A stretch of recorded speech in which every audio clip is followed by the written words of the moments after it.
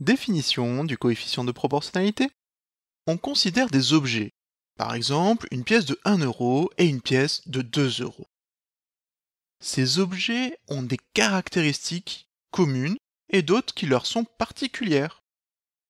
Par exemple, la couleur, la masse ou encore le type de métal utilisé.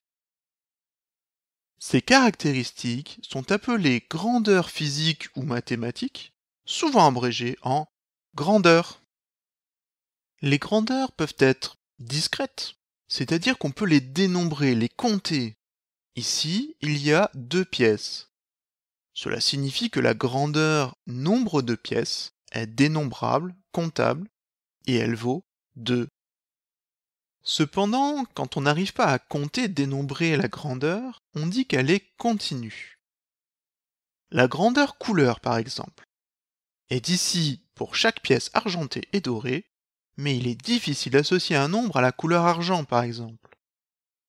Une même grandeur peut être confrontée sur deux objets comparables. Par exemple, pour ces deux pièces, si on considère la grandeur masse, la pièce de 2 euros est plus lourde que celle de 1 euro. Et ce n'est pas parce qu'elle est plus grande. Une pièce de 5 centimes est plus grande qu'une pièce de 10 centimes, mais cependant moins lourde. Prenons un autre objet, une armoire. Elle aussi a des grandeurs, la couleur, sa composition, ses dimensions. Le problème ici, c'est qu'on ne peut pas la comparer à un autre objet. On doit donc définir une mesure à l'aide d'un étalon. Par exemple, la grandeur hauteur peut être mesurée avec un mètre. Et en mesurant d'autres grandeurs similaires sur d'autres objets, on va pouvoir les comparer.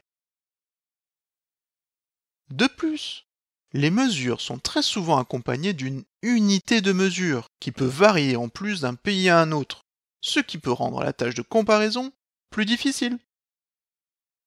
Lorsqu'on compare ainsi des grandeurs qui le peuvent, et ce même au sein d'un même objet, on dit qu'on les met en relation. Concernant l'armoire, si on considère sa hauteur et sa longueur, ce sont des grandeurs comparables, mais aussi mesurables, par exemple en mètres. On peut aller voir d'autres armoires et mesurer ces mêmes grandeurs pour les comparer efficacement. On pourra alors observer la relation qui lie chaque valeur de chacune de ces deux grandeurs. Il existe beaucoup de relations, des relations qui peuvent être très complexes parfois.